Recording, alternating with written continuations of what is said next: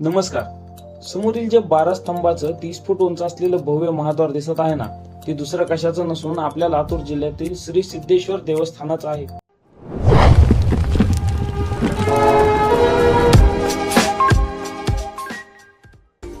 हे मंदिर हेमाडपंथी असून त्याची बांधणी ही इसवी सन 1000 ते 1300 मध्ये केलेली आहे. हे मंदिर राजा ताम्रध्वज याने बांधलेले असून लातूर जिल्ह्यामध्ये सुमारे 283 महत्त्वपूर्ण मंदिरे आहेत. त्यातीलच 102 मंदिरे हे लातूर शहरामध्ये आपल्याला दिसून येतात आणि त्यातीलच एक महत्त्वाचं मंदिर आहे लातूरचं सिद्धेश्वर मंदिर. सिद्धेश्वर मंदिर हे लातूरचे मुख्य ग्रामदैवत आहे. आपण हे पाहत असलेले मंदिराचे पश्चिम महाद्वार आहे. लिखाणामध्ये लातूरचा उल्लेख सर्वप्रथम इसवी सन 866 मध्ये दिसून येतो. तर लातूरचे पौराणिक नाव हे रत्नापूर होते. राष्ट्रकूट घराण्याचा पहिला राजा अमोघवर्ष याची ही राजधानी होती असं म्हणतात. हे मंदिर 22 एकर मध्ये पसरलेलं असून सिद्धेश्वरासोबतच आणखी दुसऱ्या देवतांचीही मंदिरे आपल्याला पाहायला मिळतात. मंदिराच्या सुरुवातीच्या आत भुयारामध्ये आपल्याला प्रथम दर्शन हे आत्मलिंगाचे होते. आतील सभा मंडप हा दगडी बांधकामाचा असून तो खांबावर आधारलेला आपल्याला दिसून येतो. मंदिराचा गाभारा हा पृष्ठभागापासून 5 फूट खाली असून गाभाऱ्याचे द्वार हे अरुंद व कमी उंचीचे आहे. हे आहे श्री सिद्धेश्वराचे स्वयंभू शिवलिंग, जे की प्रतिष्ठापनेपासून इथंच आहे. स्वयंभू शिवलिंगाच्या वर श्री सिद्धेश्वर महाराजांची ज्वाज्वल्य दिव्य अशी मूर्ती आपल्याला पाहायला मिळते. आता आपण जे पाहत आहोत ते आहे नवग्रह देवता आणि त्यासोबतच आपल्याला शंकर पार्वतीची ही मूर्ती इथं पाहायला मिळते. सिद्धेश्वर हे रत्नेश्वर महादेवाचे भक्त असल्यामुळे आपल्याला सिद्धेश्वर मंदिराच्या बाहेर रत्नेश्वराचंही मंदिर पाहायला मिळतं.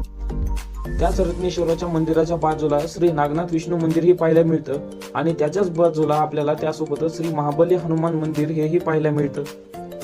हे आहे सिद्धेश्वराचे गगनचुंबी शिखर, ज्याची उंची जमिनीपासून 52 फूट ही आहे. नमस्कार.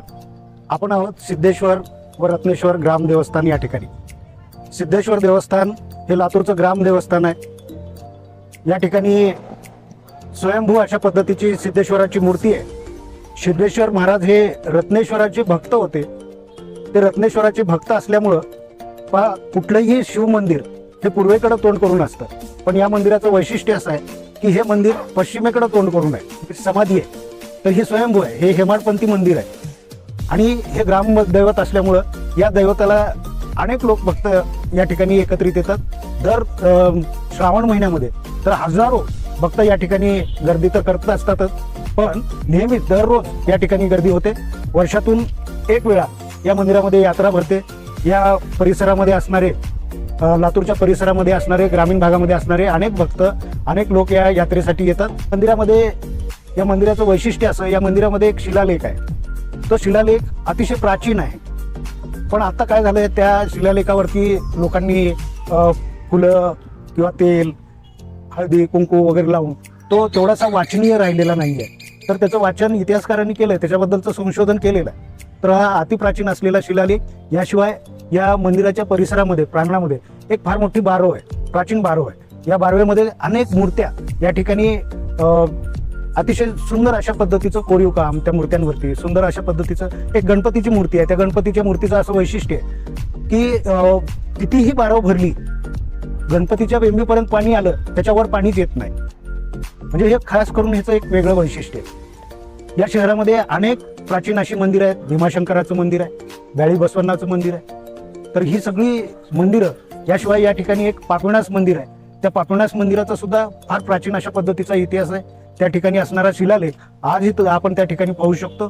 त्या शिलालेखाचं इतिहासकारांनी त्याच्याबद्दलचं संशोधन केलंय, त्याचं वाचन केलेलं आहे. तर त्या शिलालेखाच्या माध्यमातून लातूरचा अतिप्राचीन असणारा इतिहास, राष्ट्रकूट घराण्यातला राजांनी या शहरावरती राज्य केलं आणि हे शहर वसवलं, अशा पद्धतीचा उल्लेख या शिलालेखामध्ये सापडतो.